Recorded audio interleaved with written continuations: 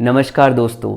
दिसंबर 2019 का वह दिन जब भारत की संसद में नागरिकता से जुड़े कानूनों में बदलाव किया गया, जिसके विरोध में पूरे देश में धरने प्रदर्शनों का दौर शुरू हो गया था। बहुत जल्द सरकार इन कानूनों को लागू करने जा रही है। आने वाले समय में पूरे देश में फिर से CAA NRC की गूंज सुनाई देगी। देश का एक बड़ा वर्ग खुलकर CAA के पक्ष में खड़ा होगा और दूसरा वर्ग इसके विरोध में, जिससे दोनों पक्षों के बीच की दूरियों का और बढ़ना स्वाभाविक है। CAA कानूनों को लेकर सरकार का कहना है कि इन कानूनों में नागरिकता देने का प्रावधान है, छीनने का नहीं। CAA किसी की नागरिकता छीन ही नहीं सकता, जबकि कुछ मुस्लिमों का मानना है कि CAA लागू होने के बाद उनकी नागरिकता चली जाएगी। सरकार सही है या मुस्लिमों का डर, जानते हैं आज की इस वीडियो में।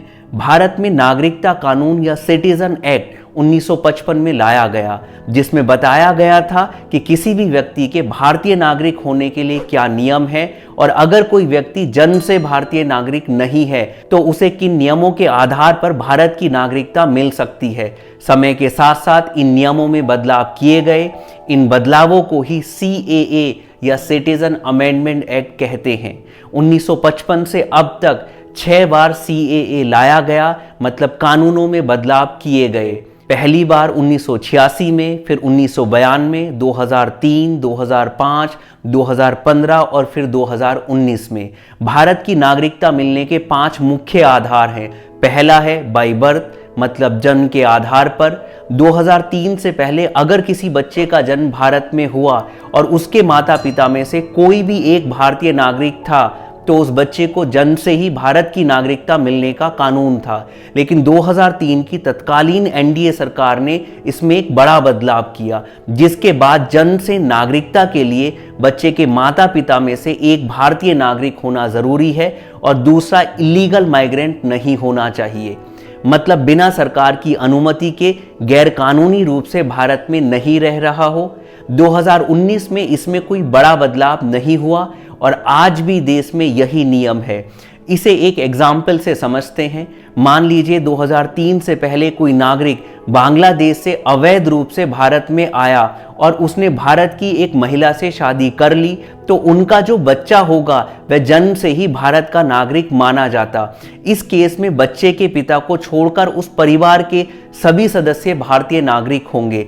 लेकिन अगर इस बच्चे का जन्म 2003 के बाद होता तो यह बच्चा अब भारत का नागरिक नहीं हो सकता, क्योंकि इसकी मां तो भारतीय नागरिक है लेकिन पिता इलीगल माइग्रेंट है। उस स्थिति में मान लीजिए वह देश भी बच्चे को अपने यहाँ की नागरिकता देने से मना कर दे जहां से बच्चे का पिता भारत में आया था, तब यह बच्चा राज्य विहीन माना जाएगा। मतलब अब कोई भी देश ऐसा नहीं होगा जिसे वह बच्चा अपना देश कह सके।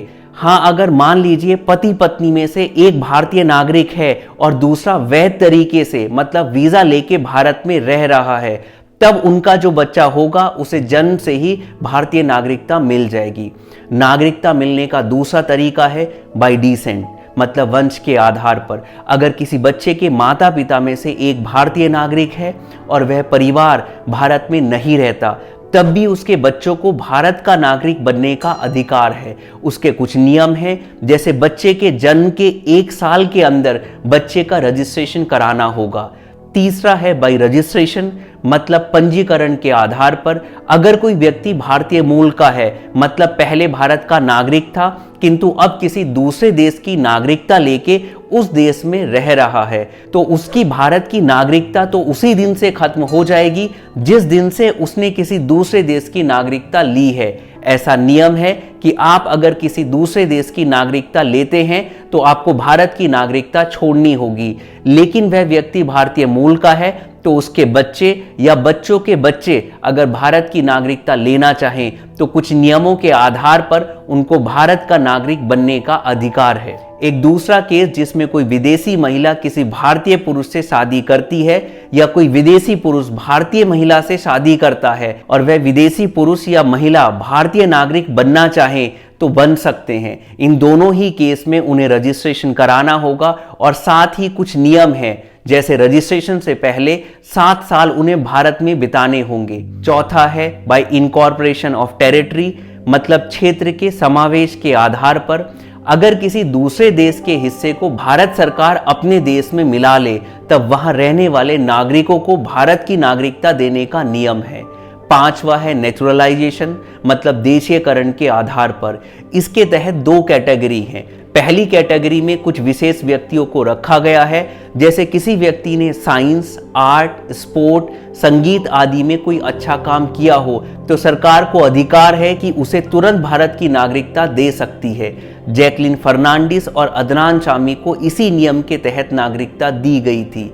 और दूसरी कैटेगरी में आम नागरिकों को रखा गया है, जैसे कोई व्यक्ति लंबे समय से भारत में ही रहकर नौकरी कर रहा हो या दूसरे कारणों से वैध रूप से रह रहा है, मतलब वीजा लेकर सरकार की अनुमति से। ऐसे नागरिकों को भी कुछ नियमों के तहत भारत की नागरिकता दी जा सकती है, जिसमें एक नियम है कि नागरिकता के लिए अप्लाई करने से पहले उसे 11 वर्षों तक भारत में ही रहना होगा। इसी नियम में मुख्य रूप से 2019 में बदलाव किया गया था, जिसको लेकर मेन विवाद है। इसमें मुख्य बदलाव किया गया है कि हिंदू, सिख, ईसाई, बौद्ध, जैन और पारसी धर्म सहित इन 6 धर्मों का कोई भी व्यक्ति अगर पाकिस्तान, बांग्लादेश और अफगानिस्तान सहित इन 3 मुस्लिम पड़ोसी देशों से धार्मिक उत्पीड़न की वजह से भारत में आया है तो उसे नागरिकता के नियमों में विशेष छूट दी गई है। जैसे ऐसा कोई नागरिक अगर 31 दिसंबर 2014 से पहले भारत आया था तो वह सीधे भारत की नागरिकता ले सकता है, और अगर वह नागरिक 31 दिसंबर 2014 के बाद भारत आया था तो उसके लिए नागरिकता के लिए अप्लाई करने से पहले भारत में रहने की समय अवधि को 11 वर्ष से कम करके 5 वर्ष कर दिया है। मतलब अब उस नागरिक को भी 5 वर्ष पूरे करने के बाद भारत की नागरिकता मिल जाएगी। इसको एक एग्जाम्पल से समझते हैं। मान लीजिए इन 6 धर्मों से जुड़े 3 व्यक्ति ए, बी और सी अलग अलग समय पर पाकिस्तान, बांग्लादेश या अफगानिस्तान में से किसी भी देश से धार्मिक उत्पीड़न की वजह से अवैध तरीके से भारत में आए थे। इनमें ए 31 दिसंबर 2014 को, बी एक दिन बाद 1 जनवरी 2015 को और सी 1 मार्च 2019 को भारत आया। और मान लीजिए मार्च 2024 में CAA देश में लागू हो जाता है, जिसकी पूरी उम्मीद है क्योंकि देश के गृह मंत्री ने कहा है कि लोकसभा चुनाव से पहले CAA लागू हो जाएगा। उस स्थिति में ए, बी और सी तीनों को ही CAA लागू होने के बाद भारत की नागरिकता मिल जाएगी। क्योंकि ए तो 31 दिसंबर 2014 से पहले आया था तो उसे नए कानून के अनुसार सीधे नागरिकता देने का नियम है। बी 1 जनवरी 2015 को आया था तो उसे 1 जनवरी 2020 को 5 साल पूरे हो गए थे, इसलिए उसे नागरिकता मिल जाएगी। और सी 1 मार्च 2019 को आया था तो उसे भी 1 मार्च 2024 को 5 साल पूरे हो जाएंगे तो उसे भी नागरिकता मिल जाएगी। और मान लेते हैं कि एक चौथा नागरिक डी 1 मार्च 2020 को भारत आया तो उसे अभी 4 साल हुए हैं तो उसे नागरिकता के लिए अप्लाई करने के लिए अभी 1 साल और इंतजार करना होगा, और 5 साल पूरे होते ही उसे भी भारत की नागरिकता मिल जाएगी।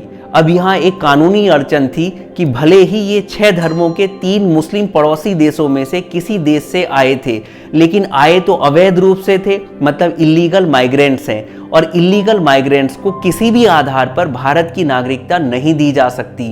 कोई भी नागरिक इलीगल माइग्रेंट्स है या नहीं, यह डिसाइड होता है पासपोर्ट एक्ट 1920 और फॉरेनर एक्ट 1946 के तहत।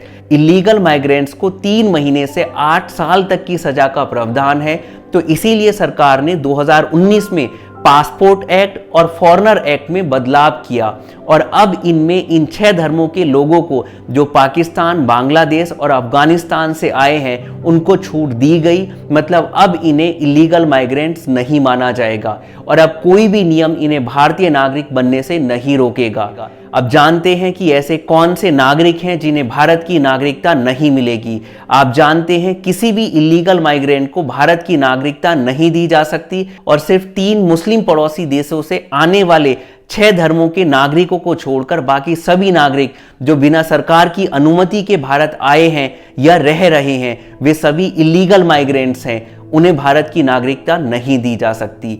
इसमें होंगे सभी मुस्लिम, सभी नास्तिक जो किसी धर्म को नहीं मानते और 6 धर्मों से जुड़े हुए सभी नागरिक जो पाकिस्तान, बांग्लादेश और अफगानिस्तान के अलावा किसी दूसरे देश जैसे म्यांमार या श्रीलंका से अवैध तरीके से भारत में आए हैं। और हाँ, यहूदी भी, अगर वे इलीगल माइग्रेंट्स हैं। हालांकि अवैध रूप से रहने वाले यहूदियों की संख्या ना के बराबर है, और अगर है भी तो वे इजराइल की नागरिकता लेना पसंद करेंगे, जहां यहूदियों की संख्या सबसे ज़्यादा है और वहां किसी भी देश से आए यहूदी को नागरिकता देने का नियम है।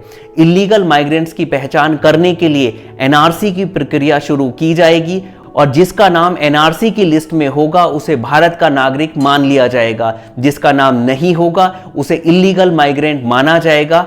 अभी तक आप सोच रहे होंगे कि सरकार का कहना सही था, क्योंकि सीएए में सिर्फ नागरिकता देने का नियम है, छीनने का नहीं। लेकिन ये अभी अधूरा सच है। पूरी पिक्चर तब क्लियर होगी जब आपको सीएए, एनपीआर और एनआरसी का लिंक समझ आएगा। कुछ और क्वेश्चंस आपके दिमाग में होंगे कि जिनका नाम एनआरसी लिस्ट में नहीं है उनका क्या होगा?